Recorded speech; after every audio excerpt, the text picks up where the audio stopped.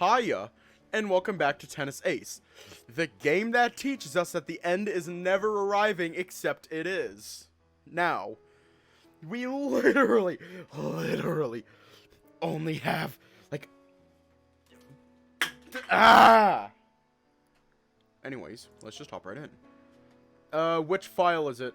Actually, let's go through, like, Yuuichi first. Even if Hayato-kun was the only other guy in our... Yeah. What's fun is that, like, after we finish Yuuichi, it's literally just holding down the skip button. Walking around the grounds of the competition, I curiously scan the place, looking to see what other players are still around and making mental note of it. I see a lot of the same faces I've grown accustomed to over the years, minus a few irregulars here and there. At the very least, it's a better way to spend my time than listening to Coach droning on and on about how we should treasure these memories or about how proud he is to see us get us this far.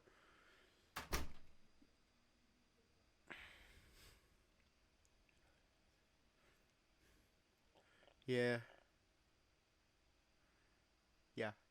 I get that everyone is a little sentimental since Sai and I graduate this year, but I don't have the stomach for all this sugar. Plus, the mood has been weird since this morning. First thing I noticed when I woke up was that Keisuke was nowhere to be found.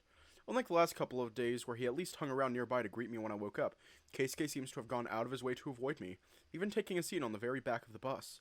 Even Saya was puzzled by it. At least once I was able to drag her attention away from her own thoughts. I'm trying so hard not to let this all get to me, but it's difficult when they're so on edge. Morning. Heading to the station, we'll meet Jun and Aki-kun there. Be there soon. Good luck. I love you. Okay. See you. I think this is part 85. Every now and again, I pull out my phone to reread Yuuichi and I's earlier conversations, smiling as I remember some of the things he said. I still feel a little awkward about not saying it back, though. It's not like I don't want to say it. I do. I really do. But I don't want him to think that I'm only saying it because I feel like I have to. I want to make sure I mean it before I say it. Hang on, I'm turning up the sensitivity on my microphone. Of course, going in circles with my thoughts like this is also doing me no favors. Other than that, I think things have been good between us lately, even if we were on shaky ground not too long ago. Yuuichi has been much better about checking with me before he gets handsy. Just the fact that he would bother to ask or to make sure I'm comfortable does so much to make me comfortable. It's a difficult feeling to explain. Knowing that he cares enough to make sure I'm okay with it makes me so much more likely to be okay with it. I don't know. At the very least, when he makes lewd jokes or comments now, I no longer feel my skin crawl. Instead, I'm usually pretty excited to see him, actually. Even though I'm looking forward to the competition and have this bittersweet feeling that I don't want it to end, the reality is that I also want to get back home so I can spend some alone time with Yuuichi. I lean against a nearby wall, sighing and looking up at the sky, watching the clouds pass by as I think on everything I have to do today. I have 1 or 2 matches to play today, depending on whether I beat Keikun or not. Although I feel confident and have no doubts about my ability to win, I still don't want to come out being too cocky. That's when upsets are most likely to happen. Regardless, 2 matches. It's the same as yesterday and the day before that. And yet, because of the semifinals and finals, it feels like so much more. The pressure definitely increases with each passing day. It's hard to relax even when I have the time to myself. I'm already a jittery guy on a normal day, but it gets even worse when I'm like this. I close my eyes, taking a moment to try and breathe deep and steady myself. I'm no good to anyone if I go off the rails. It's such a weird feeling. I've never felt this nervous or anxious during any other competition before. I wonder what could be the cause. At least knowing that Saya is also a mess makes me feel a bit better. Usually I'll try to talk to my friends in a situation like this. Even if they can't say the exact thing I need to hear to feel better, they can at least distract me from whatever is bothering me. But right now, that seems to be off the table. If it's at all possible, Sai-chan and Keisuke seem to be even more of a mess than I am, which is by itself a feat. You good? Oh, okay. I can understand why they're both feeling that way, although our reasons are all different. All 3 of us are under a type of pressure we haven't experienced before. For Saya and I, this is our last year. For Keisuke, this is the first time that he's gotten this far into the competition. We're all feeling the weight of expectation on our shoulders. It'd be unkind for me to judge any of them for it. If anything, the part that scares me the most is just how detached and rational my thoughts seem to get when I'm like this. I usually panic when I feel pressured, with my thoughts going everywhere all at once, but now, It's chilling to be this coherent and calm even as I feel the anxiety rising. I take a particularly deep breath, feeling my lungs inflate slowly and completely until they are at capacity, feeling my whole body being invigorated. Then, I take care to breathe out once more. If I can't distract myself, then I'll at least look for some other way of keeping myself stabilized on my own. What did I even used to do in situations like this when I was younger? I've become such a recluse since middle school, I don't even remember what it was like to strike a conversation with random people. Come to think of it, feels like a whole lifetime ago. I don't even feel like the same person. The mere thought of going up to complete strangers and striking up conversations as if it were nothing makes me cringe. Yet, I do remember doing that a lot. Whenever I wasn't talking to my club's coaches or hanging on to their every word, I was hanging out with Sai and Yuuichi, striking up conversation with random players, or hanging out with Tanabe. Well, that ship has long sailed. I'm not going there anytime soon, nor do I feel like I could strike up conversation with total strangers as I am right now. I guess I'll look for Coach Mikado. I don't really expect him to be able to do much, but he surprised me a few times over the last few months, so maybe. I look around for him for a bit. The crowd is a lot thinner compared to the last 2 days of the competition, but even then, he's still a little difficult to spot.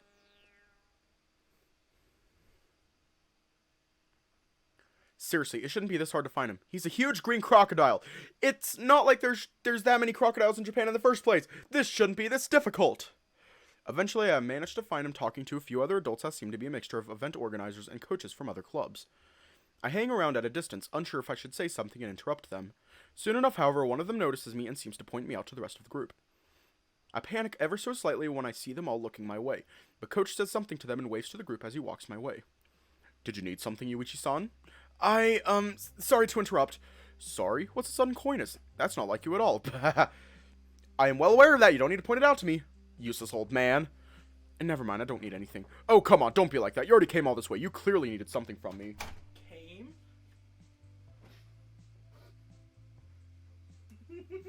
Snip.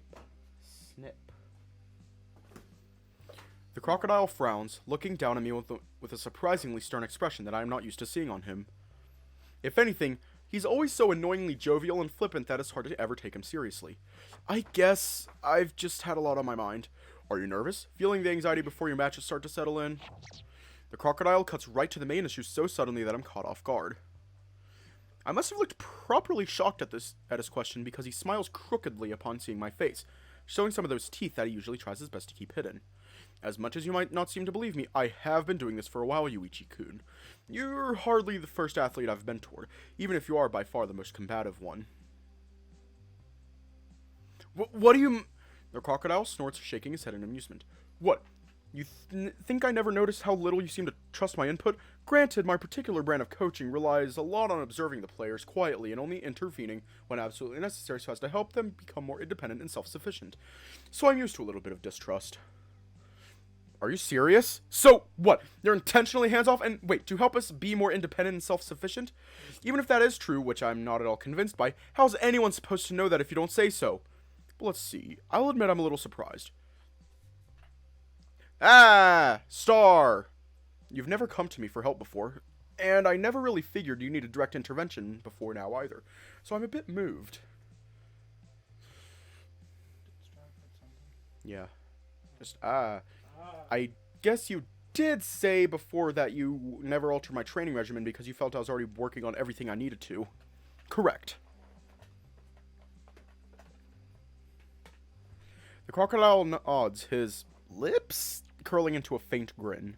In terms of your physique and your skill set, you are already at the top of your age group. Japanese players in general tend to struggle with the physicality of certain sports and need to rely on trickiness or technical skills. But you have a physique that is quite gifted and uncommon by our standards. Star is a miss, I think. It's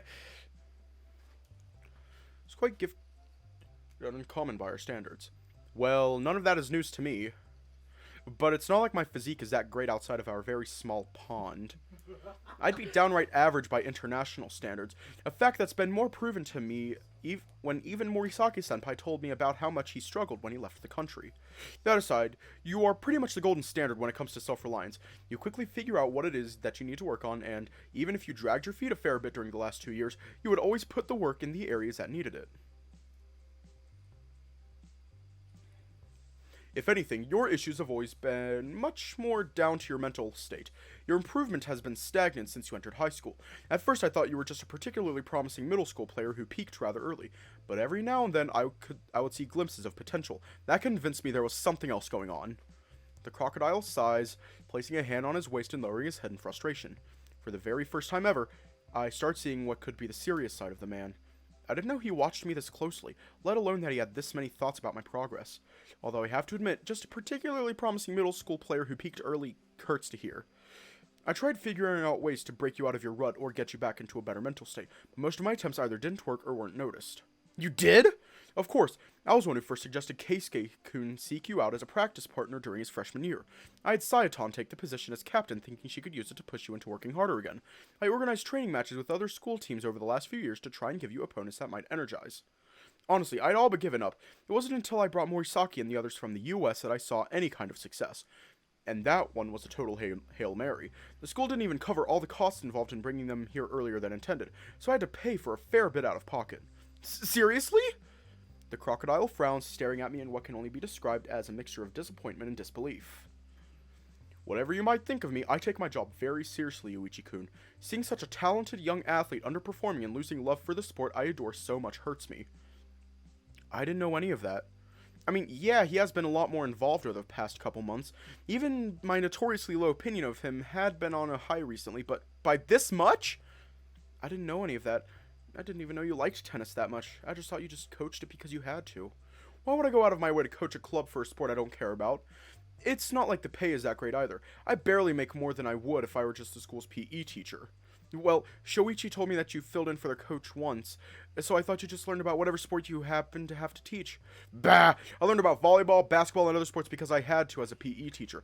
I know tennis because I used to play it. You did? Wait, hold on. That's news to me! Yeah, back some... God, is it 20 years already? Good grief, I'm old. Either way, I wasn't a particularly remarkable player back in my time as a junior.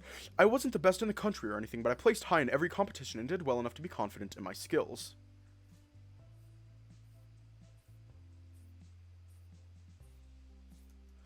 I decided to go pro, even if it was a big risk since it didn't come from a rich family or anything. I took odd jobs working part-time to pay for my club fees, my travel costs, lodging, all the things an aspiring professional player needs to worry about. What happened? At that, Coach's expression noticeably darkens. He looks away from me, his nostrils flaring and his mouth contorting into a bitter smile. I worked too hard, spread myself too thin. Well, with working 2 part-time jobs at a time, practicing so hard, going on trips where the prize money barely covered the cost of playing in the first place, I started making my way up the rankings slowly, but the stress and fatigue started wearing on my body. I started developing some pain in my left elbow and wrist, but I pushed through it all by taking lots of painkillers and anti-inflammatories. I kept it from my coaches too, since I knew they would make me stop playing. When you're just in your early 20s, you really do think you're invincible and all, and once you start getting desperate, well... Wait, don't tell me! The crocodile's expression softens. As his eyes meet mine, he hangs his head down in shame and defeat. Like I said, I worked too hard. Before I knew it, the damage was pretty much irreversible. I had just made my way to the Challenger Series and felt like my career was finally going to hit its high point. Then, poof. It's time to drink water. Ah. It's time to drink water. At 22, it was over. It's time to drink I still water. struggle with full range of motions on my It's wrist, time to drink water. and I can't play for long periods of time. Are you serious? That's awful! I didn't know about any of this. That coach was a former professional player is already shocking news enough, but to have his career end like that, It's why I keep such a close eye on my players from a distance. Players need experience learning to think for themselves and figuring out their needs, but when they still have a safety net to fall back on if necessary. Otherwise, they get so used to being directed and micromanaged that they never learn to think for themselves. So when they finally start being more independent, they don't know how to make good choices. They might start disagreeing with their coaches because their new taste of independence makes them defiant. Or they might not have the resources to get regular enough coaching. Players... Star's complaining about how she told you to hydrate. Why aren't you hydrating?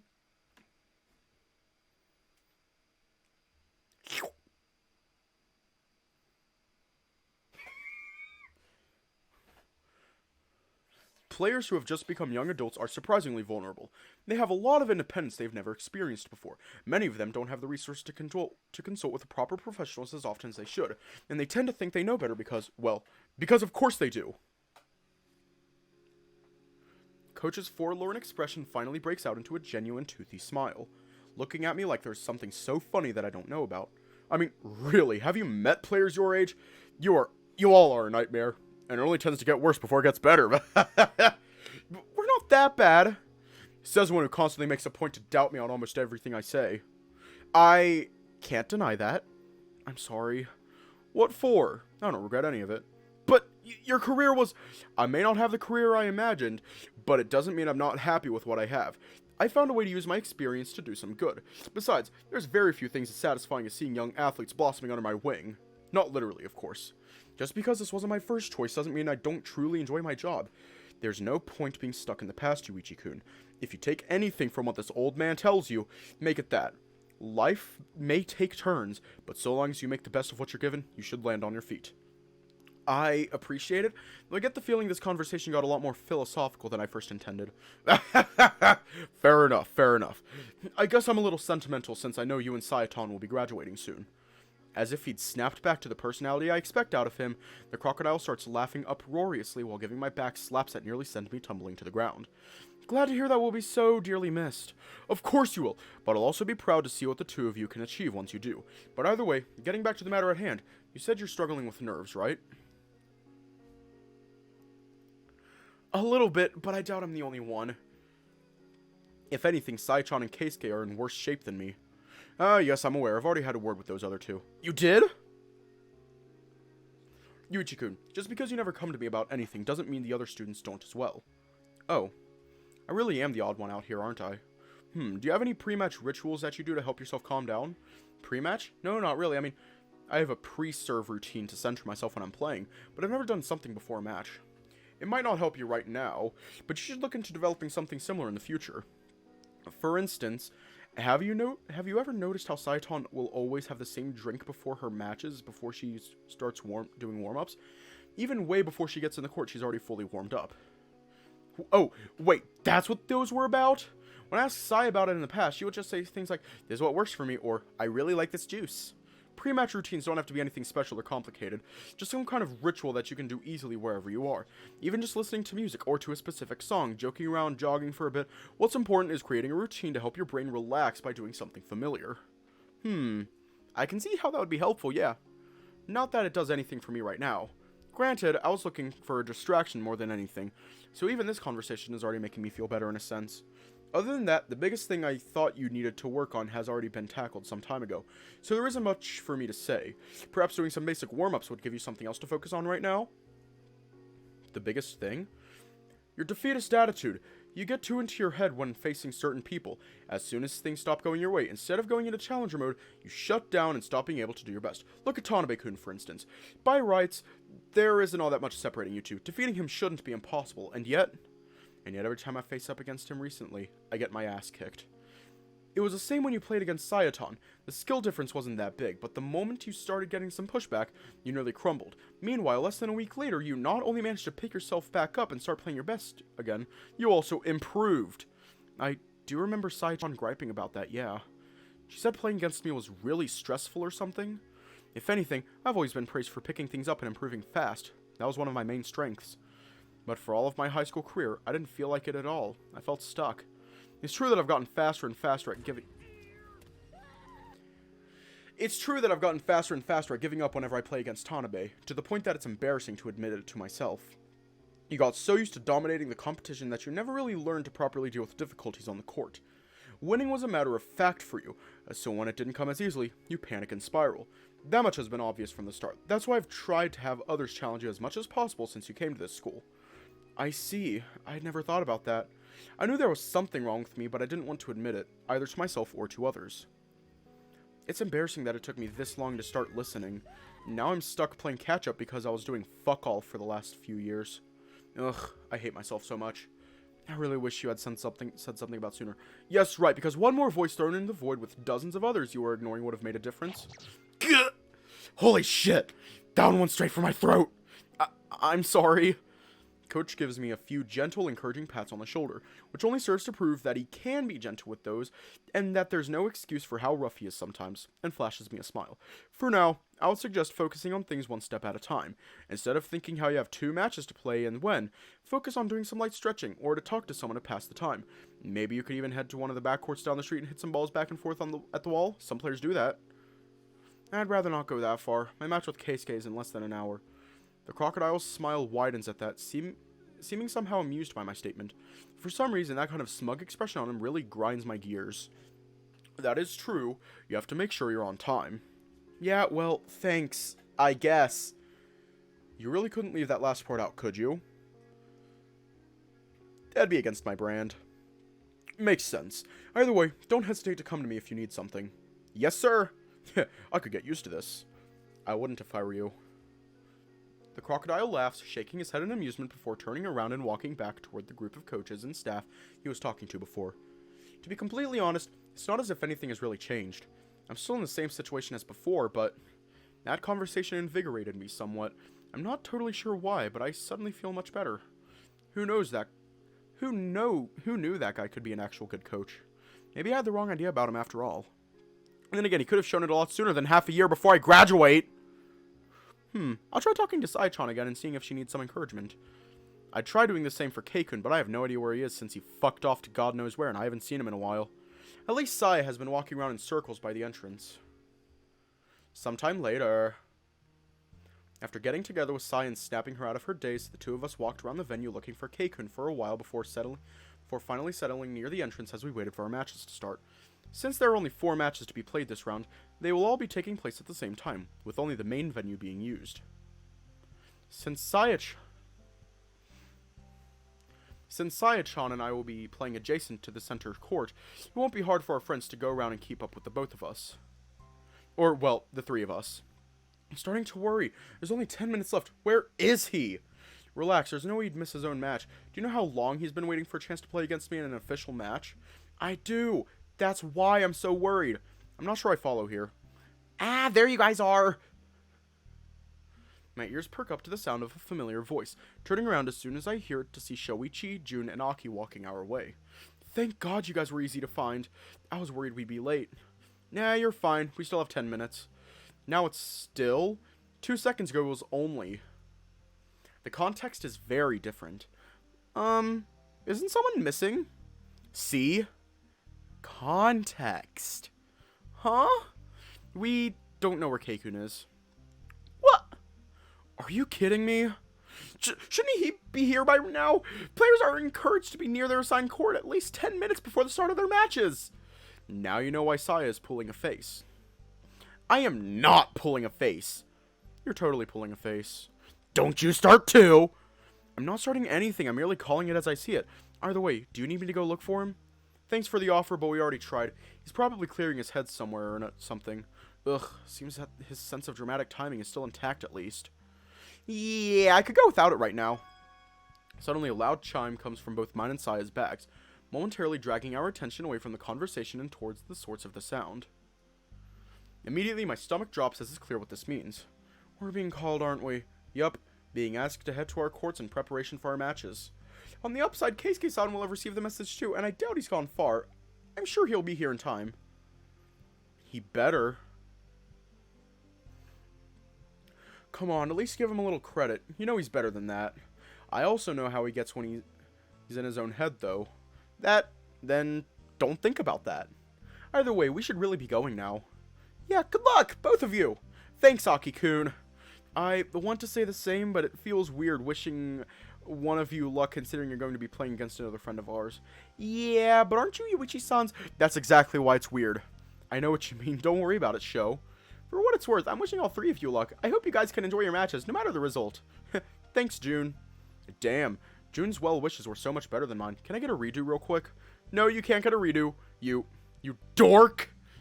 I'll take that. There are worse things I could be.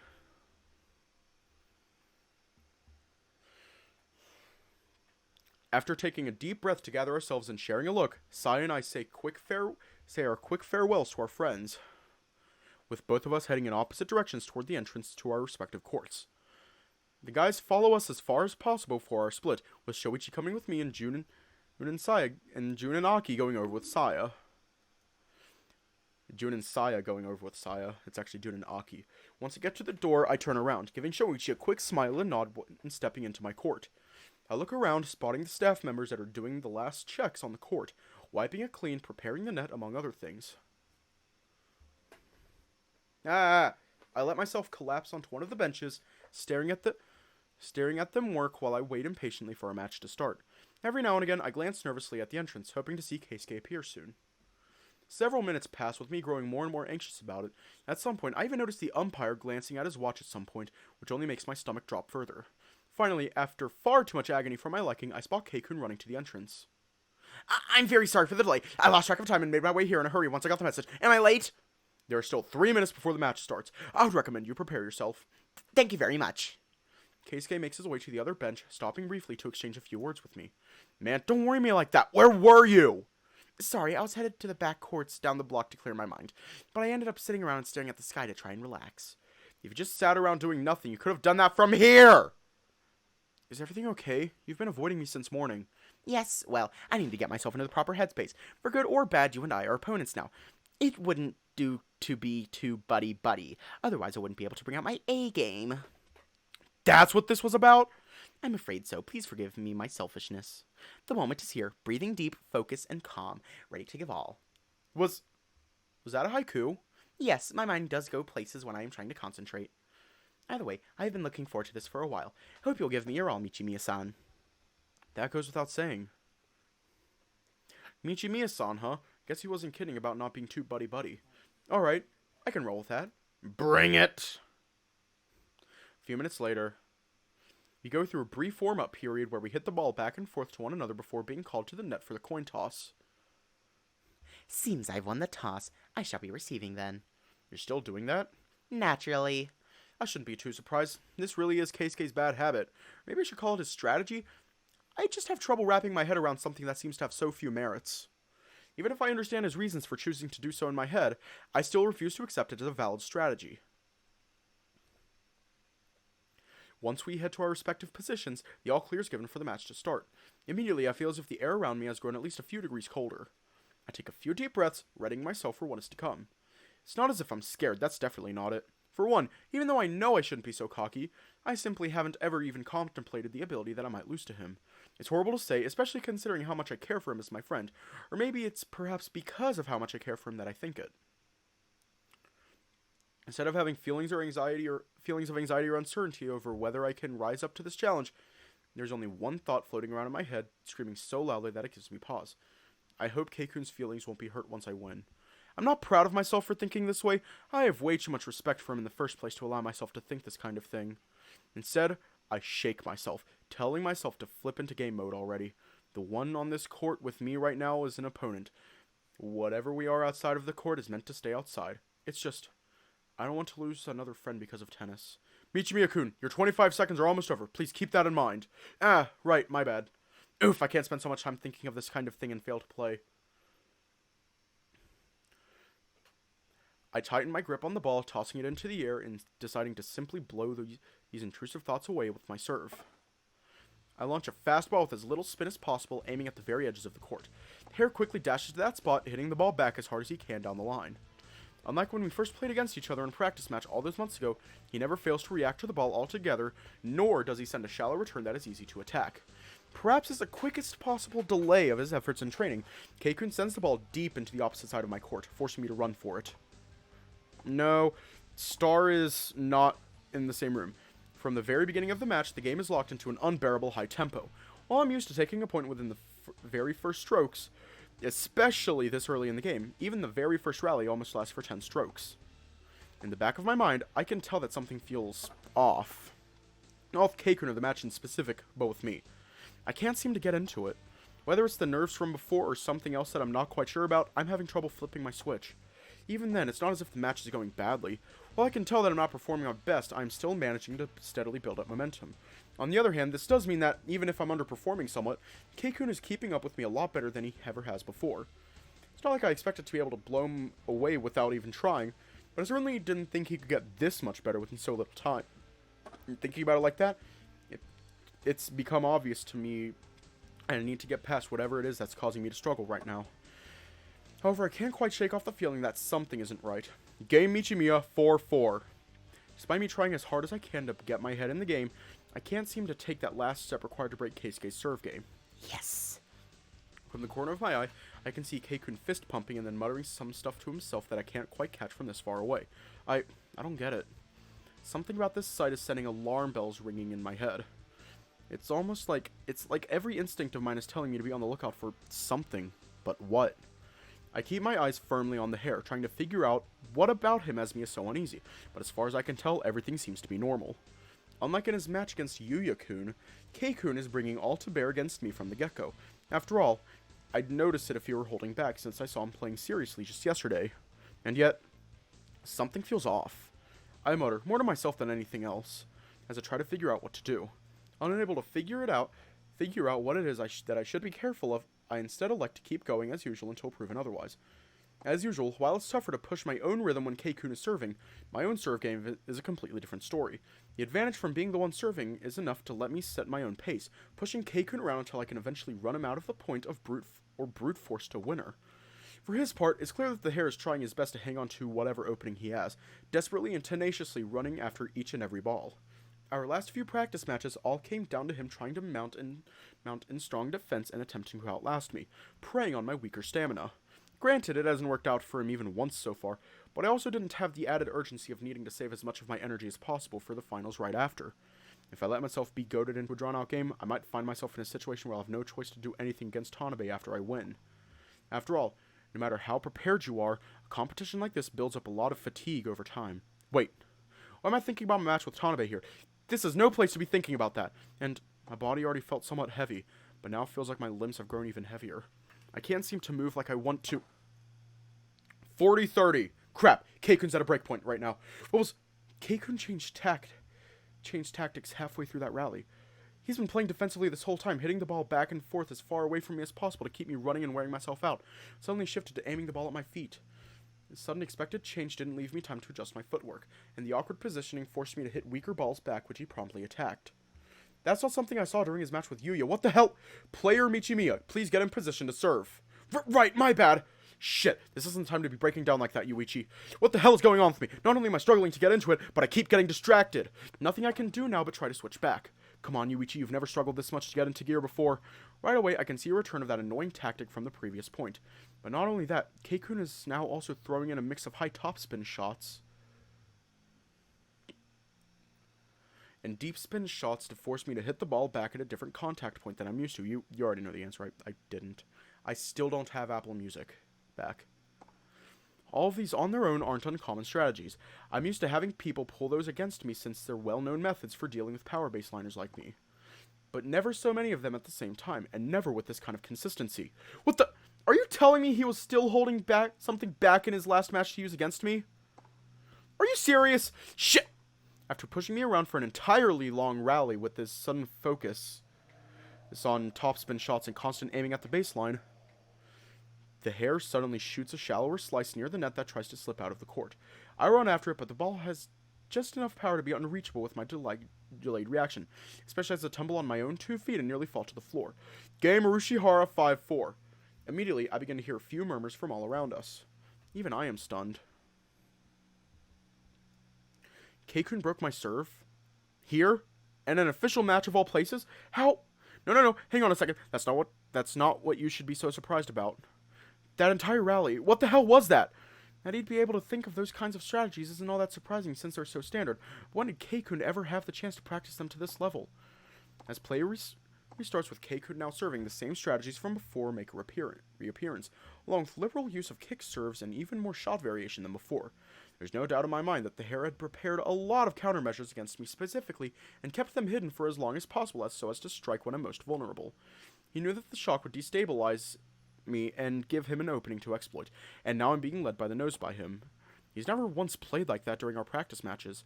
Has he been planning this whole time? There's no way, right? I mean, I know he can be sly, but to intentionally hold back for months during practice matches just so he can surprise me at a competition? Aren't we supposed to be friends? Would you really do something so scummy as asking me to be your practice partner and then using those matches to mislead me? That would be brilliant. And there's no way he could have pulled those tactics off so well if he hadn't been practicing them somewhere. All at once, I am hit by the quick and merciless realization that, as much as he might be my friend, the person standing in front of me did not hesitate to mislead me for the longest time for a chance at victory. Right now, he's probably only looking at me as an opponent to beat. I've been so concerned with how he would feel if he lost, so worried about hurting his feelings. After all, I know how hard he tends to take it.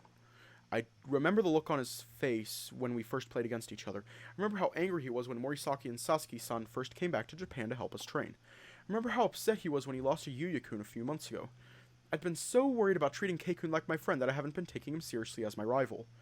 Have I been the insensitive one for worrying so much about these things? Game and first set won by Urushihara 6-4. Isn't this exactly what I did with Takagi-kun back in the day too? And look where that's led me. Yes! Keikun pumps his fist, screaming so loudly in celebration as to earn himself a glare from the umpire. Sorry, I got too excited. Even the Keisuke that never before managed to steal a set from me is now loudly celebrating it as if he'd won the whole match. I quickly make my way to the bench, grabbing a towel and patting myself dry before covering my head with it. From the corner of my eye, I can tell that Urushihara dallies for a few seconds, stopping for a bit and looking hesitantly at me before proceeding to his bench. But I don't have the leeway to think about that right now. More than anything, I need to fix my mistaken thought process before causing me to stumble once more. I absolutely cannot allow myself to make this kind of mistake again. One love. This is the first time he's ever taken a set from me, not to mention the first time I've ever dropped a set to anyone in this competition other than Takagi. What is this frustration? My heart is beating so hard that my chest hurts. I bite my quivering lower lip as I clutch my chest, trying as hard as I can to understand this feeling that I haven't felt in so long. The feeling of damaged pride and anger, the humiliation. Even though I told myself I could never imagine losing a single set to Keisuke, I find myself here now. Just watching him celebrate earlier frustrates me. All at once, I cut down the image of my friend Keisuke standing in front of me and instantly burned that of the other player Urushihara gleefully celebrating in front of me into my mind. At this rate, if I continue to take things in this half-hearted way, I will never be able to amount to anything. Faced with the very real prospect of being beaten due to my own stupid, useless hang-ups, I finally find a certain something called resolve. When I open my eyes and step back into the court at the end of the break, my previously chaotic thoughts have stilled and cohered into a single stream of consciousness. On my pride as Japan's former number one, I absolutely refuse to allow this farce to continue any longer. While I previously worried about you and how much he seemed to be struggling on the court, that concern was quickly flipped on its head by the start of the second set. The match that, up until 20 minutes ago, had been painful to watch even before Urushihara found a way to break through, has now turned the total opposite way. Brought face to face with a certain vision I hadn't seen in years, I could do nothing but watch with wide open eyes, my jaw having long gone slack. It's a view I'd only gotten glimpses of a couple times in the past year, one that I thought was completely lost to me by now. You, who I'd previously thought was already playing at his best, suddenly turned into a completely different player. His face that had been contorted into a look of panic and discomfort was now impassive and focused. By comparison, Urushihara's was now twisted into a frantic, desperate frown as he chases uselessly after each and every ball, barely managing to reach them at all. Aniki? And I was barely the only person to be stunned into silence. The crowd that had grown extra rowdy after Urushihara snuck away with the first set now watched in a mix of shock and maybe even horror. Is that really Yuuichi-san? I could only silently nod. That was certainly a Yuuichi I thought was gone for good. The Yuuichi standing on that court looked exactly as the one I remembered from my childhood memories. The one that began fading away little by little during middle school until disappearing for good during that last U15 All-Japan in our senior year 3 years ago. It wasn't just his attitude that changed either. His shots became both stronger and scarily precise.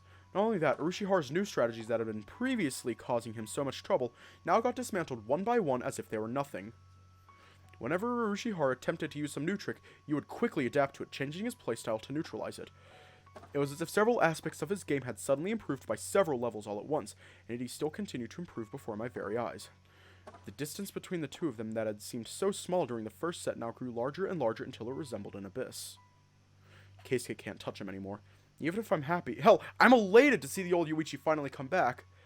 I can't help but feel bad for Keisuke. Just seeing the look on his face makes me grimace. I want my boyfriend to win, but I never wanted to see Keisuke this crushed. For all of our disagreements, he's still my friend. I feel so conflicted right now. Game Michimiya 5-2. Keisuke can barely even score anymore. And the rare times when he does tend to be more due to Yu's own unforced errors more than anything.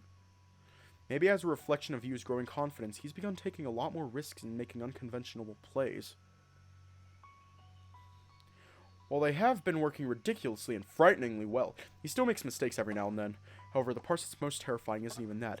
It's how he's not at all affected by whatever mistakes he does make. We're on Yuuichi's. Even when he messes up or when Keisuke manages to steal a point away from him, Yuuichi shrugs it off as if nothing happened and adapts to it, using his mistakes to adjust further and getting it right the next time. Keisuke, please don't give up. Don't let this shake you up more than it already has. You're not the kind of person to simply roll over and throw in the towel. Come on, if you don't fight this, you won't be able to keep your head held high after all is said and done. Game second set won by Michimiya 6-2. Shit, I don't even know who I'm cheering for anymore. Why does this stuff have to be so complicated? Oh, did they only just finish the second set?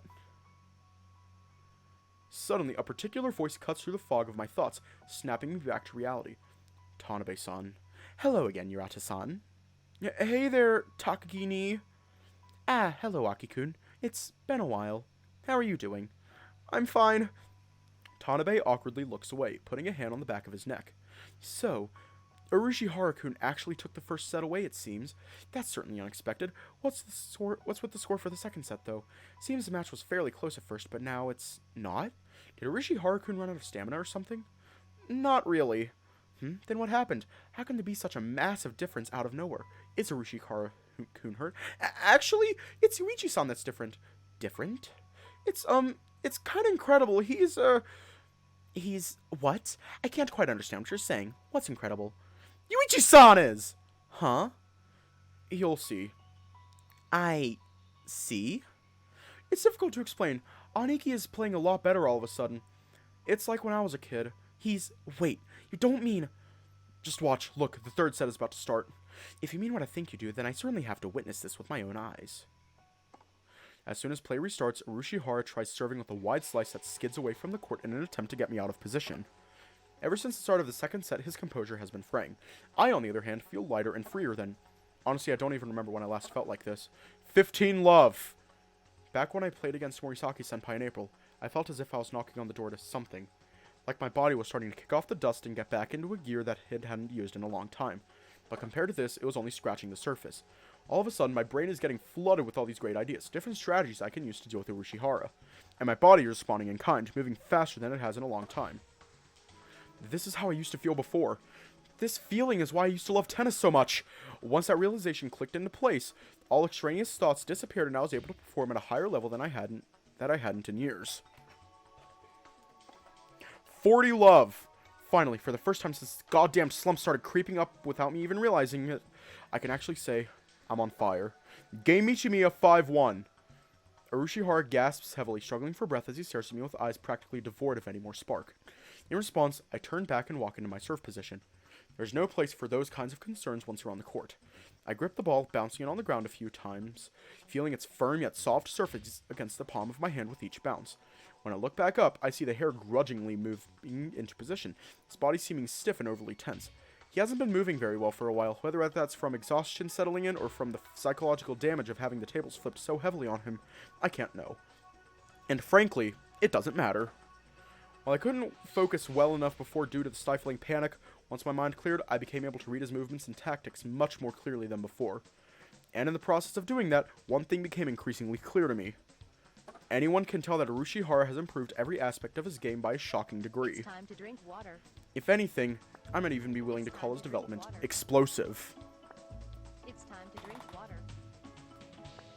It's time to drink water. Good.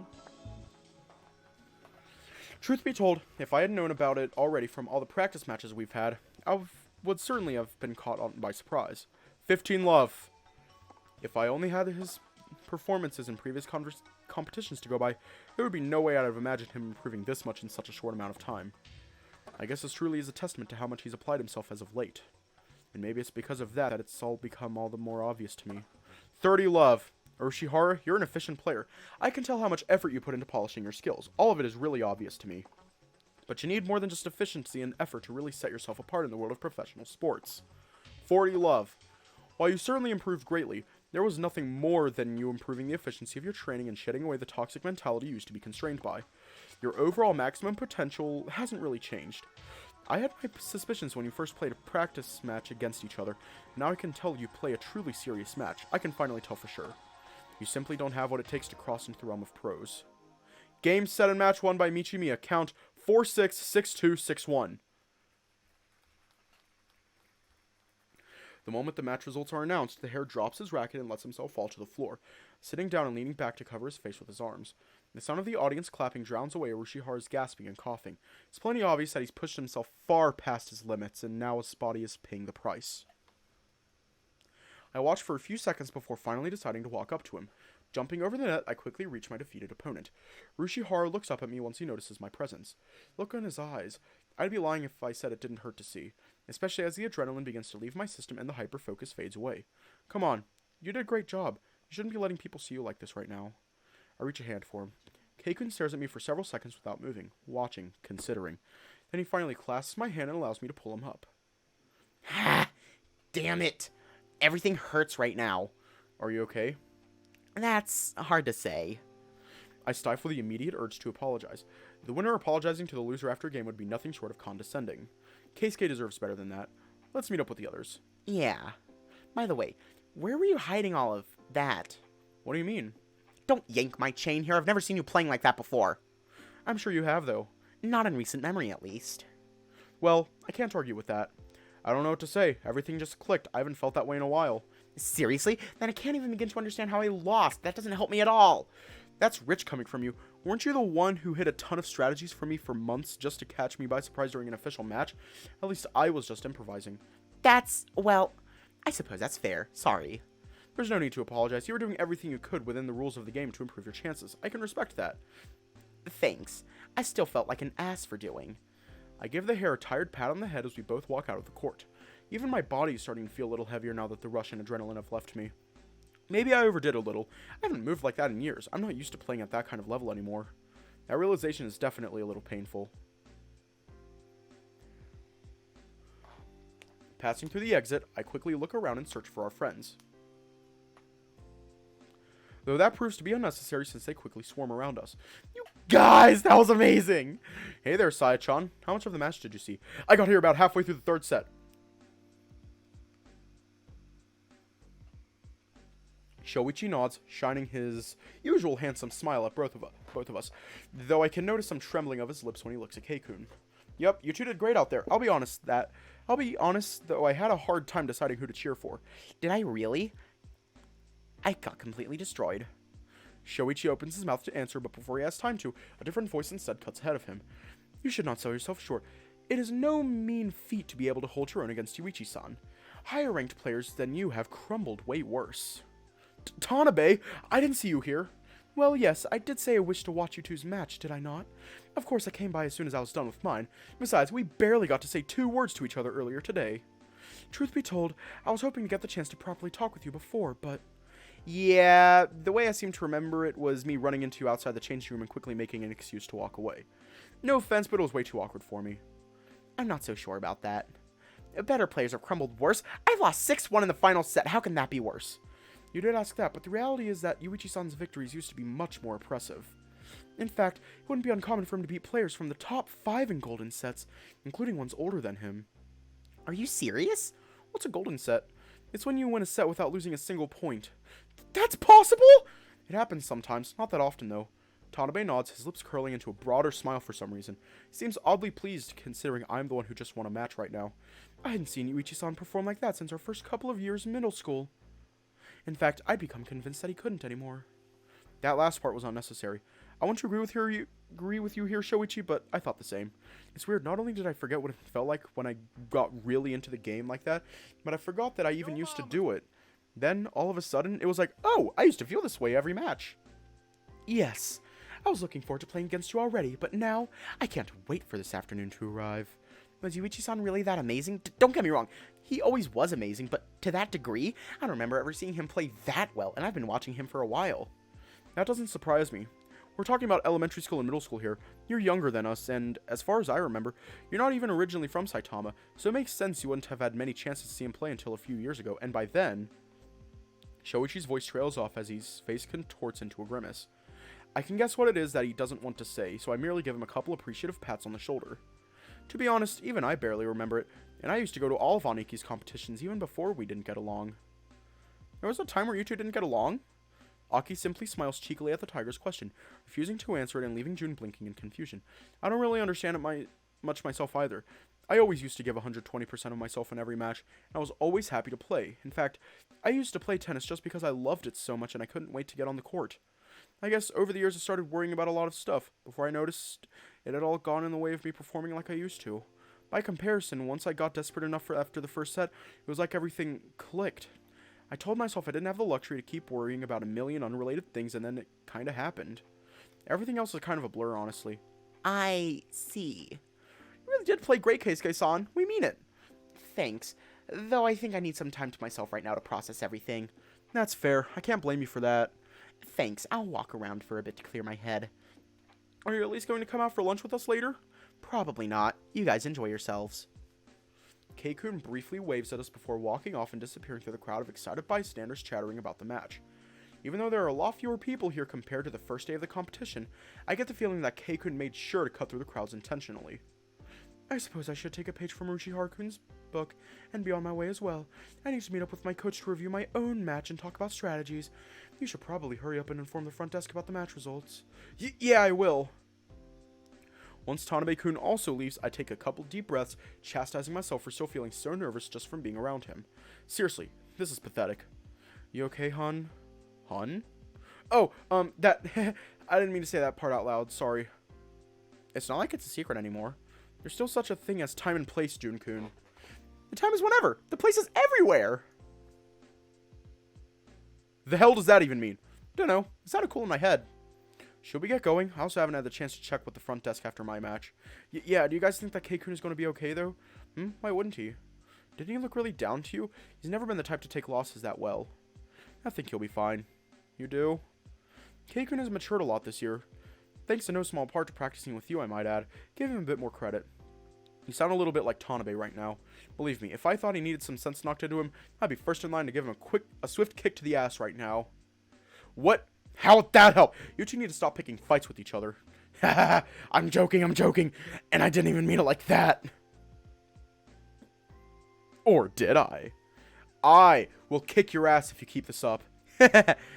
I sigh, shaking my head as I start on my way to the front desk while the others follow behind me. A few hours later, as the hours pass and the final match draws closer and closer, I quickly excuse myself from the others and head outside for a quick walk. I look for a secluded spot where I can lean against the wall and just breathe. It's not even nerves, at least I don't think it is. Not fully. While I'm a little nervous since this will be one of my last chances to face off against Tanabe in high school, I'm also excited. When was the last time I actually felt excited to play against him? The match with Keikun has made me feel like something that's been lying dormant for a long time has finally been stirred awake. I can't wait to get into the court. The feeling is so intense that it scares me a little. The only downside is my body feels really heavy right now. Playing at that kind of level again after so long put a lot of strain on my body. My limbs feel heavy and I can feel the fatigue a lot more than usual. I can only hope it won't be an issue during the finals. There you are. Shoichi? What are you doing here? I said I needed some time to myself. I heard you, but I couldn't help myself. I'm a little worried. What for? I don't think I've given you a reason to. Psst, I'm your boyfriend. I don't need a reason to worry about you. I guess I can give you that. The husky stops right next to me, leaning his back against the wall just like I'm doing and crossing his arms, staying close enough to me that our shoulders touch. Can I be honest? Always. I was not sure how to feel when I watched your match with Keisuke. How so? At first I was worried about you. I could tell you were struggling and you seemed really uncomfortable during the first set.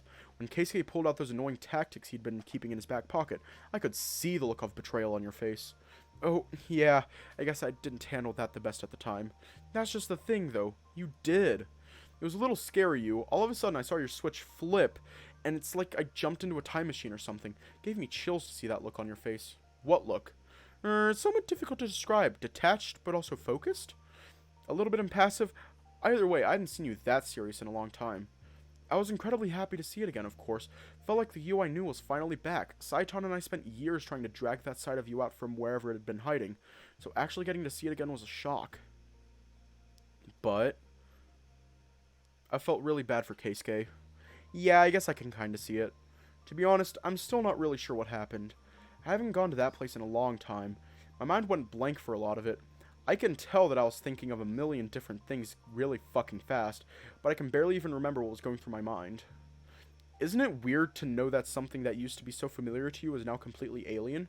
I thought you said I shouldn't worry about him. Something about him having matured a lot? Well, yeah, but that was a conclusion I came to after seeing him not give up for the entire match. Even if he seemed really beaten down at one point, he bounced back. That's why I knew he was going to be okay. I didn't exactly have that luxury while watching you guys play. It felt like I was seeing his soul slowly leaving his body, to be honest. Is that how it seemed to other people? Damn, now I'm starting to feel a little bad again. I told myself that I couldn't afford to worry about how he'd feel at the time, and when that message really sunk in, I completely tuned his feelings out of the equation. I don't know what to say. I guess I'm not used to operating at that kind of gear anymore. It will take me a while to totally shake the dust off. Does that mean the operating system isn't fully upgraded yet? The what? What does that even mean, you dork? Now there's a smile I wanted to see. You're an idiot. You're idiot. Shoichi moves until he's standing right in front of me, looking down at me with that sweet smile of his bright green eyes peering at my face with a kindness that makes my heart hurt. I love his eyes so much. I guess you are that. You guess, huh? Shush, it's embarrassing to say. Maybe it'll help if I do this. There's an ad. The ad is about to start. Shoichi places a hand slightly above my waist, gently squeezing the side of my body before leaning forward, quickly closing the distance between us until our lips meet. Although I'm worried that we might get seen, that concern quickly melts away along with any other thought. Shoichi nibbles on my lower lip, making me moan under my breath. His tongue pushes its way into my mouth, softly nestling itself alongside mine. It doesn't take much coaxing to get me to reciprocate, our tongues caressing one another in an embrace. I can smell the faint aroma of mint on Shoichi's warm breath, causing me to surrender myself even further to his affection. When the husky finally pulls away, I look up longingly at his eyes, struggling to catch my breath. You seem to be getting more and more into these. Am I? I just like the feeling of it. I'm glad you do. Shoichi fully pulls away from me, letting his back hit the wall behind us with a soft smack, slowly sighing as he does so. There, let's call that an injection of courage. Really? That's what we're calling it now? Why not? Don't you feel better now? I do, yes, but that's not the point. Your naming sense sucks. I just hope no one saw that. Don't worry, I made sure to look around before I approached you. You know, there's no one around this side of the building. Thanks. Shoichi holds my hand, tenderly rubbing the back of it with his thumb as we stand shoulder to shoulder. I want you to know something. What's that? No matter what happens, I'm really proud of you, you know? I know the past few years haven't been easy for you, but it makes me really happy to see you finding the joy of playing tennis again. Jeez, when you put it like that, I kind of feel bad for making you worry all this time. Good. You should. What? Kidding. You're too easy to rile up. You're such an ass. I can be that too, but I'm yours. Yeah, you are. Come on, we don't have much time until your match. You wouldn't want to be late for it, would you? What time is it? About 3:24? The match is less than 10 minutes away! I know, that's why I came after you. Did you lose track of time or something? You're out here for at least half an hour. Then say something sooner! I need to head inside. I know. Let's go. A few minutes later, Tanabe and I both walk up to the net after a few minutes of warm-up, looking to the umpire to perform the coin toss, with each of us calling inside and waiting for it to determine the first to serve. Tails, player Tanabe, will you serve first or second? I believe I shall go first, then. Nodding, the umpire climbs his chair, getting in position so we can start the match. I begin on my way to our starting positions, but am quickly called up by Tanabe before I have the chance to. Good luck, Yuuichi-kun. May the best player win. Yeah, same to you. Once everything is settled, we can finally actually make our way to the marks. Although I'm usually all for the pre-match pleasantries, I'm trying my best to concentrate and remember that feeling I had during my match with Keikun. Already, I can feel my senses sharpening like they had back then.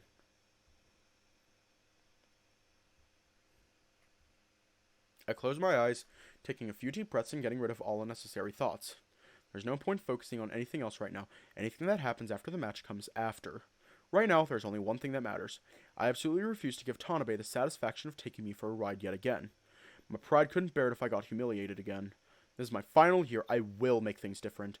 Competitor Michimiya, this is your 30-second call. Are you ready to begin?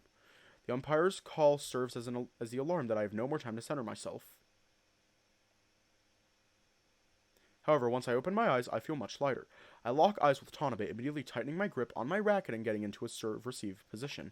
Tanabe tosses the ball up high, hitting it hardly toward my side with a sharp angle shot that aims precisely for the service line. I quickly dash after it and hit the ball back as hard as I can to the empty side of his court. Right away, we are locked in a fast-paced rally from the very start of the match.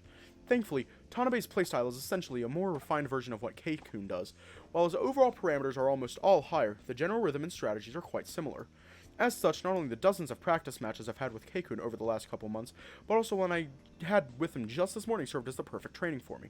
I'm able to react and respond quickly and effectively to Tanabe thanks to both that experience and my own heightened senses. Takagi and Tanabe are like the same person, I'm pretty sure. I begin feeling a confidence that I hadn't felt in a long time when facing off against the Red Panda. Tanabe had haunted my thoughts for so long that I hadn't realized that fear and anxiety was actually keeping me from performing my best. If I struggled to pull out my A game against other players due to general struggles during my rut, that feeling was magnified even further with him specifically. But now I feel so light. 15 love. After a grueling rally that went way past 10 shots, I managed to send over a cross-court topspin shot that aims deep for the open side of Tanabe's court. Red Panda had been running around the court frantically in an attempt to keep up while using his shot variety to try and destabilize me and gain back his advantage. Fortunately, the one thing that Keisuke does have him beat at is his speed and footwork. Since I'm using the kinds of shots I got used to using against Keikun earlier, Tanabe, who struggles a lot more to reach them, is at an even further disadvantage. If he can't get to the ball fast enough to properly prepare a swing and make good contact, it's harder for him to hit the ball as precisely or strongly as he would like. Once I realize that, I can't help but crack a smile when I wipe my face with my shirt's sleeve. It'll work. The training I did with Keikun and the countermeasures I came up with this morning will absolutely work against Tanabe. Of course, I shouldn't allow myself to get cocky, but right now, I'm at a way better place than I'd been in years. Right now, I'm feeling so great. Seeing Tanabe frown and start to stare and fiddle at his racket strings makes me have to restrain a smirk. It's been years since I've seen him get frustrated during a match, let alone so early into it. 30 love. With play restarting, the Red Panda sends out a shallow slice serve that seeks to skip away from me instead. Too predictable. Our rally isn't quite as long this time, with me being able to clinch the point when he attempted to force a shot through the edge of the court and accidentally struck the ball out instead. Great, if I can keep putting this kind of pressure on him, his number of errors will increase. Even if I have the advantage now, I can't allow our rallies to continue like the first one did. There's no way my body can hold up for an entire match like that. I was already fatigued before we even started. But still, even if I'm doing a lot better than expected, it would be impossible for me to completely shut down someone like Tanabe. He's no Keikun, even though his footwork isn't as good. He more than makes up for it otherwise. Red Panda manages to win back 2 points in a row, leaving us tied at 30 all. Still, if I can manage to steal away the very first serve of the match from him, that would be huge. After going back and forth on a deuce 4 times, I finally managed to push my way through and smash the ball down into his court with a very brief misstep on his part, caused him to miss his contact point with the ball and resulted in him hitting the ball slow and high into my court. Game Michimiya, 1 love. I think I'm saying it right. What? I don't know. All right. Yeah. Hold on. Say it again. Hang on. 1-0. Oh, I've been saying it wrong. So, whenever... I don't know if this is officially how you're supposed to do it, but whenever you're scoring for each game, you would say love. No, it's for each set, you would say love. But once you have finished... a match. Each match is scored 0 as in love. But for the score of the set, I've always said it was 0. Okay. So this is Game Michimiya 1-0. Yes. Okay. Alright, that gives me a little bit more room to work with. I take a few deep breaths, already noticing how the air seems to get stuck in my throat. Is this seriously the very first game of the match? I better hope that I manage to push my advantage further, otherwise this might get bad. Sometime later. Despite his best attempts, however, the pace of the match doesn't slow at all. Even while I'm trying my best to keep Tanabe down, our very next rally is back to being suffocatingly long. As I run around after the ball, hit after hit, the desperate gasps for breath feel as if I'm being slowly choked out. Every breath I take makes my throat and lungs burn. Game and first set won by Michimiya 6-4. I finally managed to drive the ball past him and win the point, but Tanabe fought me every step of the way. Although I'm able to stay generally ahead of him for the first time in years, each and every point feels like its own final battle. I close my eyes and try to take a deep breath before holding my As soon as the air starts to enter my lungs, I start coughing violently. All of a sudden, it's like my entire body is screaming at me. I become acutely aware of my own heart rate, that it's suddenly pounding so hard in my chest that it feels like it might explode. My throat feels raw and as if it were on fire, making me cough again every time I try to breathe and put myself together. Crap. This is really bad. I've been so focused on the game and my own performance that I didn't notice any of the warning signs my body was trying to give me. In fact, I've been ignoring all of them, intent on pushing myself to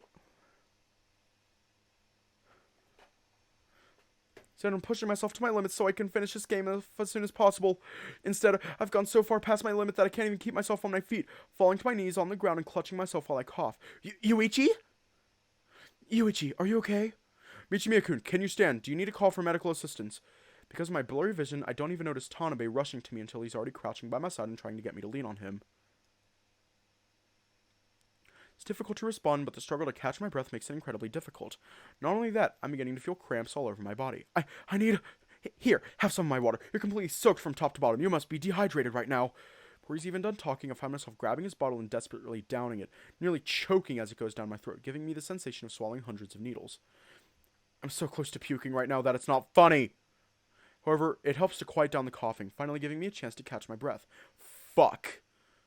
My whole body just pushed down hard on the brakes. I went from feeling so well to barely being able to stay conscious. What the hell am I supposed to do like this? What are you feeling? Can you stand? Here, let us help you to the bench. The umpire's already come down from his chair, trying to help me get back on my feet along with Tanabe dragging me to the bench. I flop down onto the cool wooden bench, feeling my entire body give way at finally getting the chance to rest. Oh shit, that is a moth! That scared the shit out of me. We'll have someone examine you soon. They're on their way right now. Yuuichi, your heart is beating alarmingly fast. How could you push yourself this far? We might have to have you retire from the match considering your No! I try to protest as weakly as I can, coughing a bit as the words catch on my throat. You will be examined, but if the doctor decides that you're in no condition to continue, you will be retired from the match. I'm fine. Just didn't realize how much I was straining myself. I just need to take it easy for a bit and not push myself as much for the rest of the game. I don't like this either, Yuuichi, but your heart is racing so hard that I can feel it by simply carrying you. And you looked as if you were about to vomit then and there. I'll be fine. You can barely stand. Get off my case, Tanabe. This has nothing to do with you. Nothing to do with... I see. Very well. I shall return to my own bench. You do what you think is best for you and your body. God fucking damn it. Why now? I know I'm not used to playing this hard anymore, but why couldn't I at least keep up for a little bit longer? If I could manage this for one more set, I'd have an actual decent chance of winning. Fuck!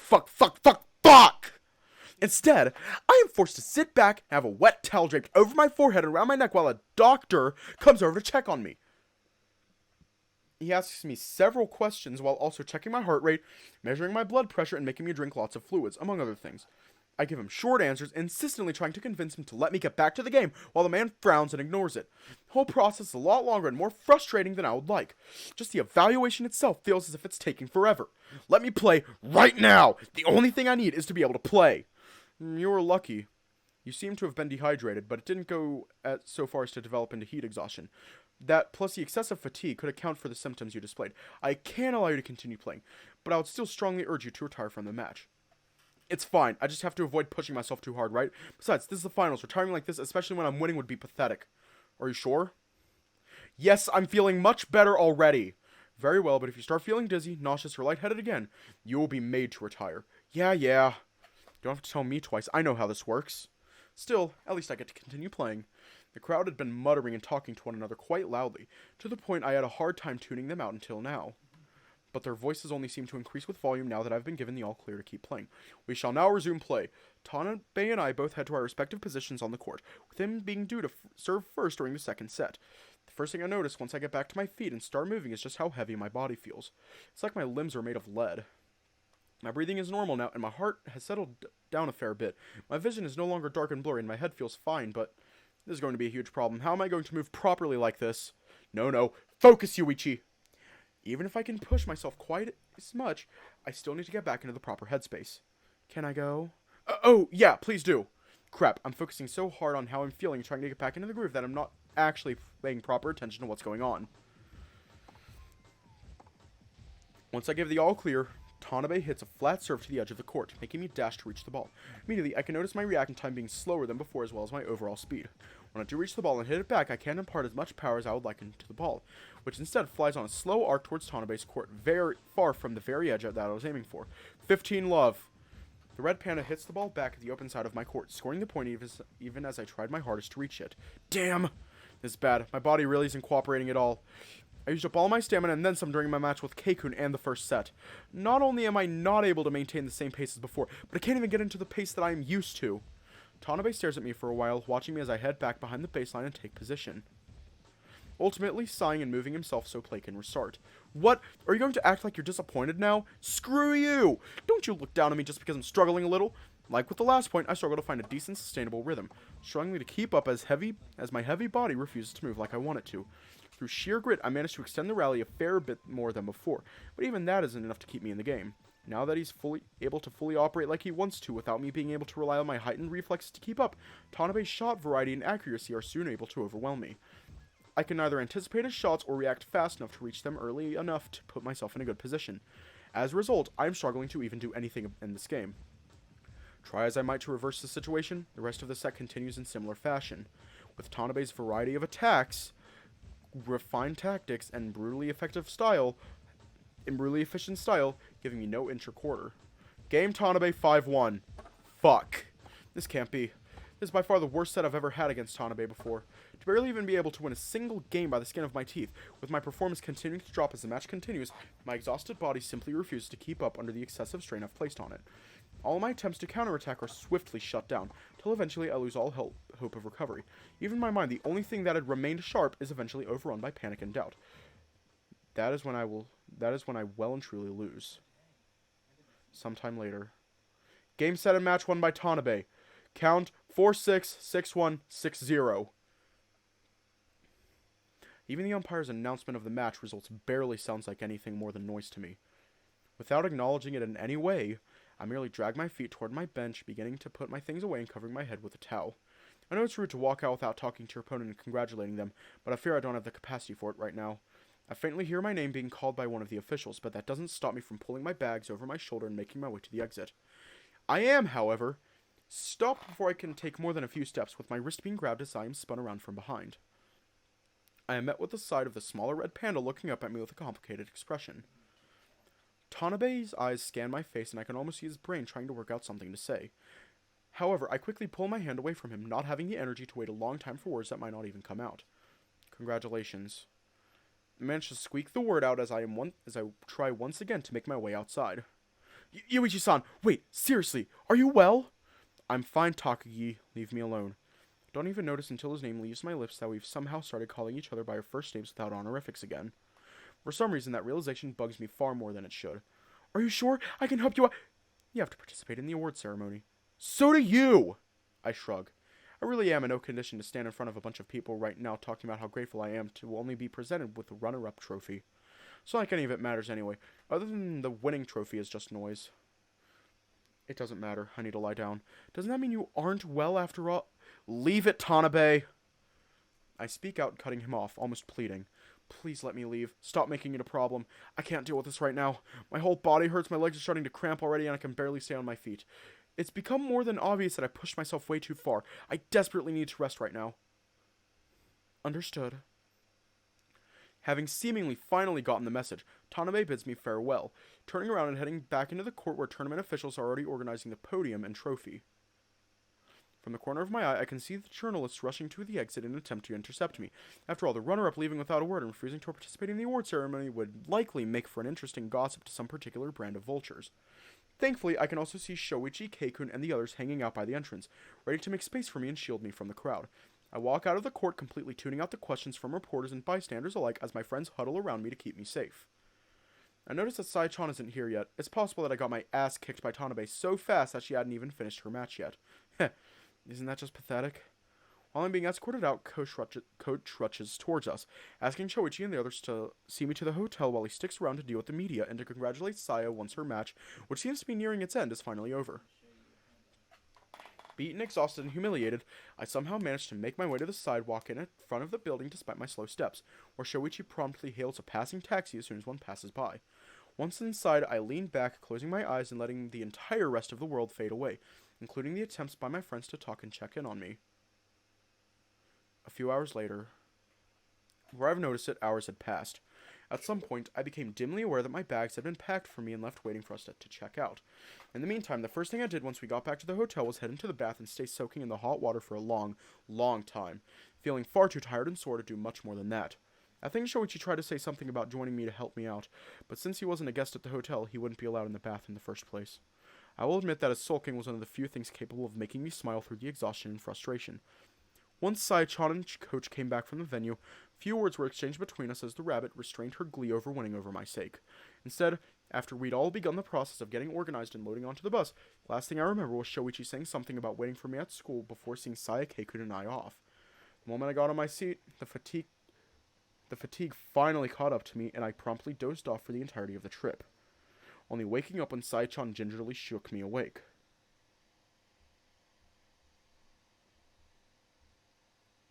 Hang on.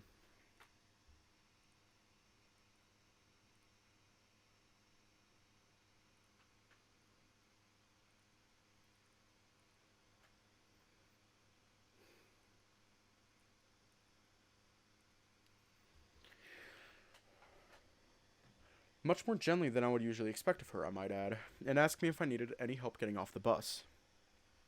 Finally! Why does it feel like this trip gets worse every time? It certainly is bittersweet. No, that's not what I was talking about. I mean that it's uncomfortable. I suppose I can sympathize. I'm used to traveling in much more comfortable vehicles. Shocking. Alright, you three.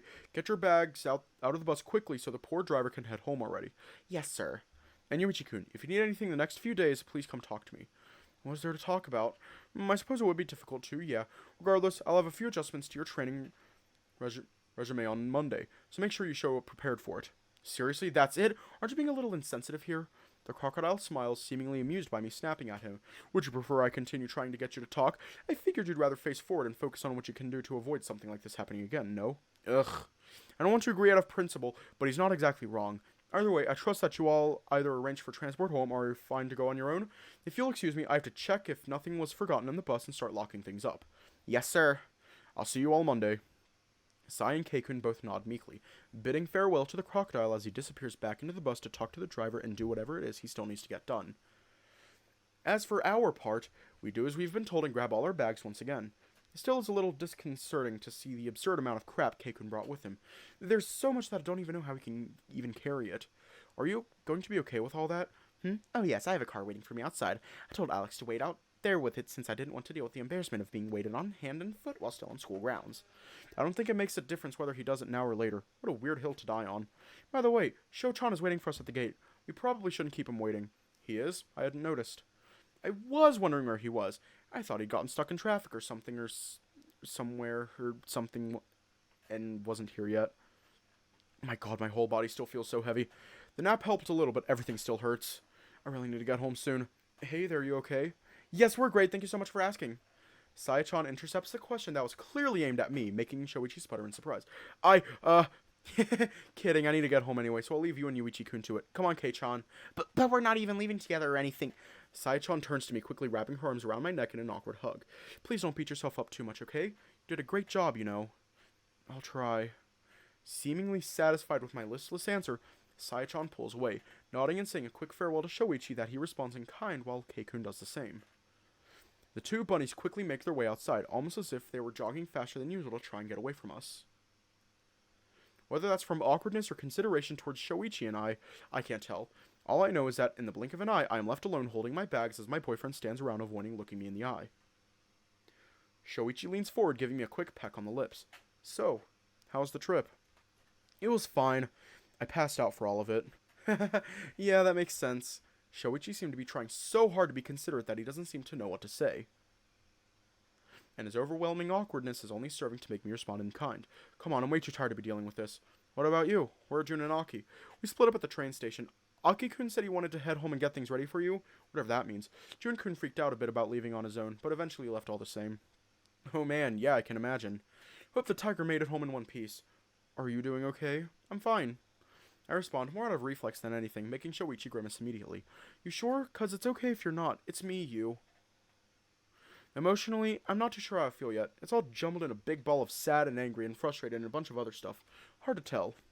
And physically, everything hurts and my body feels like it's made of lead. That's not ideal. Come on, I'll help you home. Let me carry your bags for you. Thank you. Shoichi takes my bags from me while also pulling me close so I can lean on him for the walk home. I will admit, the last thing I want to do when I'm this tired is have to walk, but at least the trip is short enough that the promise of a bed at the end of it is enough to keep me going. Shoichi tries to chat a little, but I'm too tired to be much of a conversationalist, and we eventually settle into a quiet rhythm of walking side by side in silence. At some point, the husky wraps his free hand around my waist. It's a little awkward to walk like this, but I don't refuse it, feeling comforted by his warm, soft body pressed up against mine. I have to resist the urge to promptly flopping onto the floor as soon as we walk through the door. Still, I at least have enough presence of mind to take my shoes off and drag my exhausted self past the door and into the house proper. I'm home, finally. Ah, Aniki, welcome home.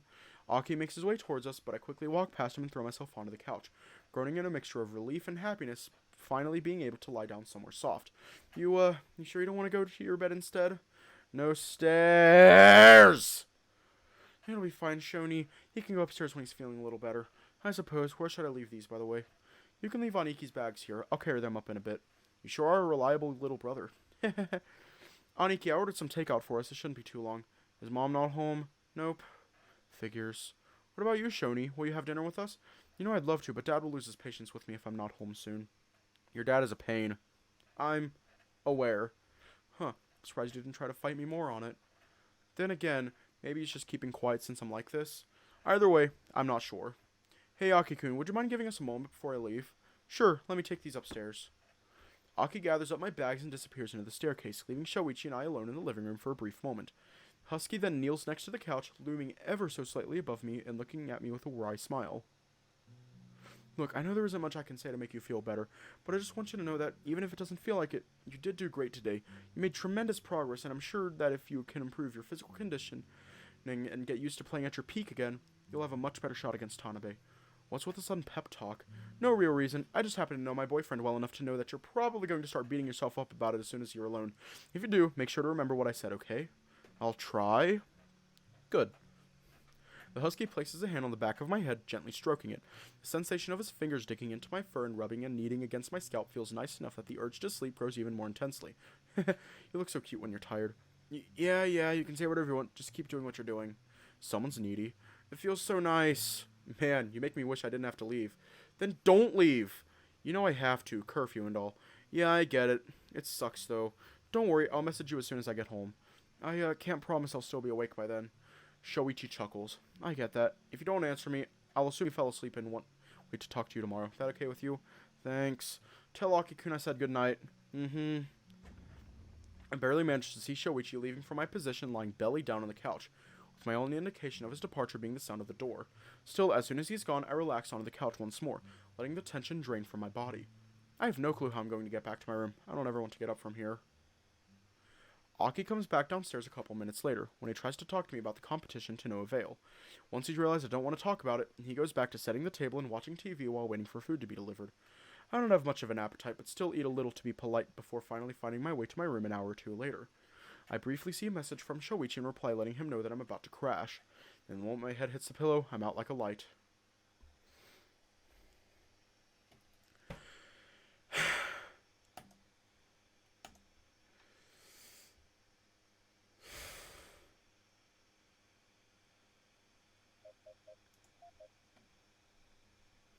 I don't even know which one is which anymore.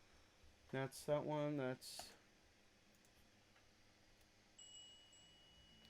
Having woken up a bit earlier than I expected, I tossed and turned in the futon for a few minutes before finally sitting my groggy ass up on the bed. First thing I noticed then was that Keisuke was nowhere to be found. Talk about a deja vu. Didn't this happen just yesterday too? Wondering if something had happened, I got myself dressed and went downstairs to the hotel lobby looking for him. However, he was nowhere to be found. Uh-oh? Oh-oh? Good morning, Yuuichi-kun. I see you're up bright and early. Seems like it. Am I the first? Nah, Keisuke-kun went for a jog some 20 minutes ago or some such. I'm sure he'll be back soon. It looks like he's got even more nervous energy than I expected. He was out like a log yesterday, so I thought the worst of his anxiety was over. Maybe I underestimated it. Breakfast won't be served for a while. Yeah, I know. I didn't exactly plan on waking up this early, so there isn't much I can do. If anything, it's a bit concerning that I couldn't have a decent night's sleep for 2 days on a row, during a competition of all times. It's not like I can blame insomnia. I managed to fall asleep just fine, but seemed to be struggling to stay down. And unlike yesterday, I can't say the nightmare woke me up. I don't even remember if I dreamt at all. Is Saya not up yet? Nope, at least not that I can tell. What are you even doing? It was only after I walked closer and took a seat I realized the crocodile was waffling through some sheets of paper, examining them in a way that made them seem really important. My notes. Notes? On you guys. Problems I've observed, things I think you need to work on, ideas for changes in training regimen, observations, that kind of thing. Oh, huh. That's pretty coachly of you. The crocodile frowns, putting down his papers and looking at me in bewilderment. I am a coach, you know. Could have fooled me. What do those notes of yours say about me? Nothing you don't know already. Seriously? You haven't exactly struggled, you know. If I don't see you push to your limits, I can't take notes on what you really need to improve on. That sounds suspect. Believe what you want to believe. We are almost done. The crocodile chortles, shaking his head and getting back to his papers. If what he says about needing to see us push to our limits and give proper feedback is true, wouldn't that mean that Sai and I basically can't get any? I mean, sure, Tanabe exists, but at least in Saya's case, she never really struggles against anyone. Why does it all sound more like an excuse than anything? Nervous? Nope. You sure? Even if I were, what makes you think I'd tell you? I'm just fine, thank you. Alright, at least I tried. The crocodile falls silent once more, continuing to review his papers, only taking breaks every so often to write something down before going back to reading them. You see, it's one of those pages about a different player? There's no way. There's more than 10. There weren't that many of us here. Still, not having anything else to do, I sit around twiddling my thumbs and waiting for either Saya-chan or Keisuke to show up so I have someone to talk to. Thankfully, I at least have my phone to distract me until then. If there's one thing I'm good at, it's wasting time on my phone. Call it a special talent. Several minutes pass by while I do nothing of note other than reading up on an article or another about tennis-related news.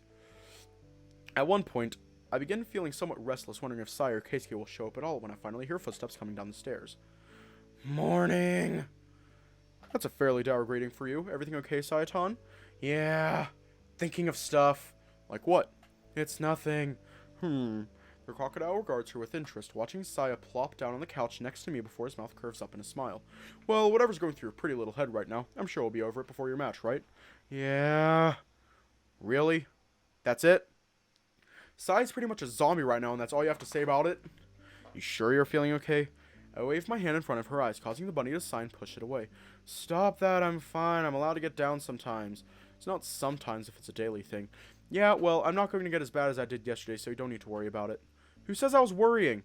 Fine, I won't prod if you don't want me to. But can you at least straighten yourself up a bit? As comfortable as I'm sure they must be, my legs aren't footrests. Ugh. Those truly are the words of someone that's doing completely fine. Wait, where's Keikun? Don't know. Out somewhere. Seems he went for a jog. Huh. He was really nervous yesterday, too. Do you think it's that again? Who knows? It's not like he told me anything. Honestly, he could have at least left me a text or something. Competition weeks really are a vicious cycle of stress and relief, huh? If anything, I'm more stressed out about these two than I am about myself. Well, since I have you two here right now, might as well take the opportunity to say something.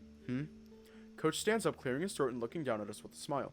I wanted to say, well, I know this ain't the last competition you'll be taking part in this year. I really am proud of you two. It's been a great honor to be your coach for these past 3 years. I know there have been challenges, but I hope that these 3 years can be a time you look back fondly on, and that you'll eventually be able to treasure these memories you've made. After all, high school is one of the most fleeting times of your lives. Compared to this, adulthood goes on forever. The moment I realize where this is going, I immediately check out. I've never been one for this kind of sentimentality, especially coming from someone I barely even like. Somehow, when I look to my side, I see Sai seemingly on the verge of tears. The whole thing is so bizarre to me that I spend the entire time watching her wide-eyed stare instead of really listening. I know it's a little sudden, but I've been thinking a lot about this. will get quite hectic for the remainder of the year, and we might not have as many opportunities to talk like this. Take anything from these last 3 years, I want you to remain open-minded. You two are fantastic players already, but that doesn't mean you shouldn't ever be satisfied. That you shouldn't be satisfied with your current levels. Once you graduate and leave to wherever you might go, you'll be bound to meet new people and experience new cultures. Don't be afraid to try new things. That's how you'll grow, both as people and as athletes.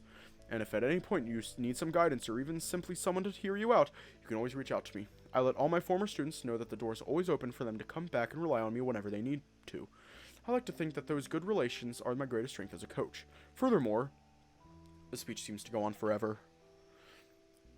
Whenever I think he's gearing up to finish it, he seems to pick up some extra gas somewhere, rambling on and on incessantly. By the time he's done, Sai-chan is wiping tears off her face. I'm trying my best to stay awake, and Keisuke is still nowhere to be found. Sometime later. After breakfast, we are quickly rushed into the bus so we can get to the venue earlier than usual. I'm not sure what the rush is about, so I think we're expecting a line for sign-up today, yet Coach insisted. Keisuke finally arrived halfway through breakfast. But he seemed to ignore my waving at him, and instead sat opposite of me on the table, eating in silence before excusing himself before everyone else. I'm not even sure how he managed to eat that fast without choking. Made sure to get in the bus after he did, though, so I could take the seat directly next to him. The moment I sat down, Keisuke glanced at me briefly before looking away with a pained look on his face. Tried asking him what that was about, but It's nothing. You're seeing things. really, that's going to be your response after leaving me before I woke up, literally avoiding me at breakfast and then looking at me weird just now? I'm seeing things. I don't know what else to tell you, Yuuichi. You sure have been pretty quiet this morning. Saya leans back, peering at us from the seat in front of ours. Never mind the irony of her saying that when she's currently the quietest she's ever been. I'm trying to focus, that's all. You're not panicking again or anything like that, are you? No. Okay. Sai sits back down, not sounding convinced at all. Not that I can blame her. Well, did you sleep okay at least? You were already gone when I woke up, so I don't even know when you... Sorry to interrupt, but Could you give me a bit of space, actually? Huh? I'm sorry, I know it's quite rude to ask, but I need space right now. It's not exactly rude to ask. It's fine to need space, but how can you say that everything's fine when you're like this? Still, there's no point pushing when Keisuke is being this direct. He's the type to always dress everything up, even when he really shouldn't. If he's going as far as interrupting me, then it's best that I leave well enough alone. Besides, Keisuke is good at communicating. I'm sure he'll tell me when something's whenever he feels up to it. A few minutes later, upon getting to the venue for the last day of the competition, the first thing I do is stretch my stiff body. The trip might not be that long, but doing it so many days on a row while also working hard every single day starts to take a toll on you. I briefly look around, noticing that, as expected, the number of people around is much smaller than the last few days. Alright everyone, I'm going to talk to some of the tournament staff. Make sure to get your bags out of the bus and get yourself signed up at some point in the next 30 minutes. The matches start in an hour, so I'd really prefer if none of you were late. You say that every day. Can't we consider the message delivered already? You can never be too sure. Rolling my eyes, I head to the side of the bus, grabbing my bags and pulling them up to my shoulder. I'd expect Sai and Keisuke to be right behind me, but the two seem to be lagging behind. Sai is standing around by the bus's door in a daze while Keisuke hasn't even come out yet. Are those two going to be okay? Here, Sai-chan. Huh? Oh, thanks. Did you hear a single word of what Coach was saying? He said something? Yeah, I have serious concerns about this. Do you need someone to talk to or something? No, I'll be fine. I need to work through this on my own. You sure? You definitely needed the help yesterday. I know what I'm feeling now, so it's easier. Knowing is half the battle, right? I'm not so sure that applies here, but you do you. And Keisuke isn't any better either. What do you mean? Isn't he here? He hasn't left the bus yet. How have you not noticed that? He hasn't? Huh, weird. I swear to God. Yo, Keisuke, how long are you sit around? Oh! I walk up to the door, peering inside and calling out to my lethargic boyfriend, only to come face to face with the hare stepping outside the moment I do so. I'm here. There's no need to yell. Sorry, thought you were still on your seat. I was merely collecting myself. Collecting yourself, like, from the floor or something? I'm not quite sure what that's supposed to mean. Are you feeling better at least? Even if I was feeling badly, I sincerely doubt a sub-20-minute bus trip would make me feel better. So that's a no then? It is nothing. I'm merely objecting to the premise of your question. I am not feeling bad in the first place, so there's no need to feel better. Boy, you sure are a pain in the ass when you get like this.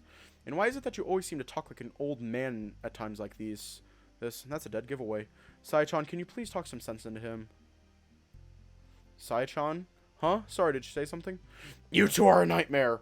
Yuuichi, I appreciate the concern, but I really need some alone time right now to focus. Being around you makes it difficult. Wait, being around me? Why me specifically? Oh, that's a figure of speech. Like hell it is.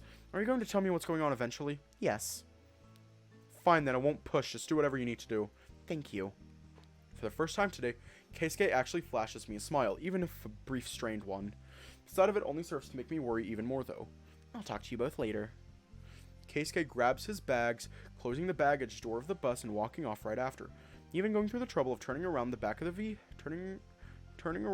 vehicle as if to disappear sooner. I wonder if this is something Alexander taught him? A way to use your surroundings to disappear from sight easier, maybe? Well, I guess Keisuke is a bus. What about you, Sai-chan? Want to do something until we have to head inside? Although I float the question at her, I might as well be talking to a wall for all the good it does me. Seriously, woman, what use are those huge ears of yours if you won't listen? Sai-chan? I try calling her again, but still face no response. Is this software freeze or something? Hello? Earth to Saya? Hell's going on with you today? Is it rabbit hibernation season or something? Saya! Here! I'm here! Yes, I know that you're here. What the hell is going on in your head? You're basically a zombie right now. Ugh, give me a break. I'm thinking of a lot of stuff. I don't usually have this much to think about, so it's taking me a while. And I can't focus with you barking at me every second. I don't bark. Yip, woof, buff, call it whatever you want. Just do way less of it. What the? I don't bark and I certainly do not yip.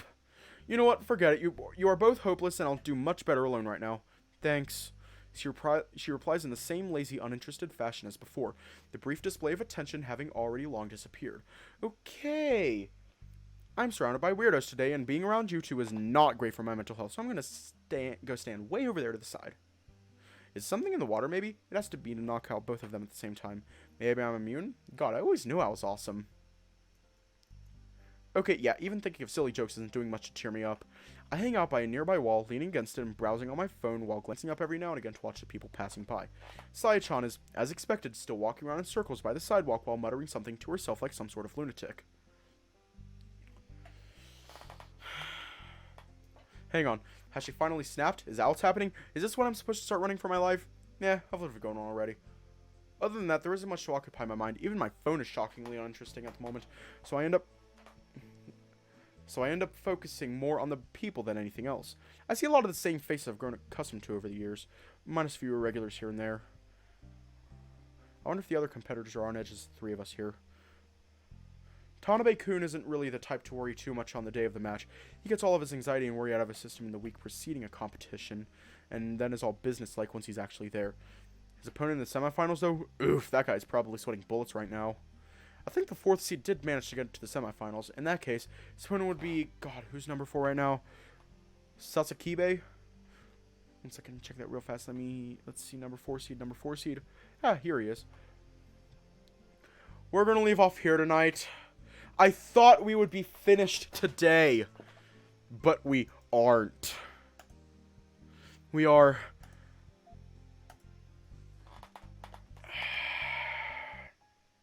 We are...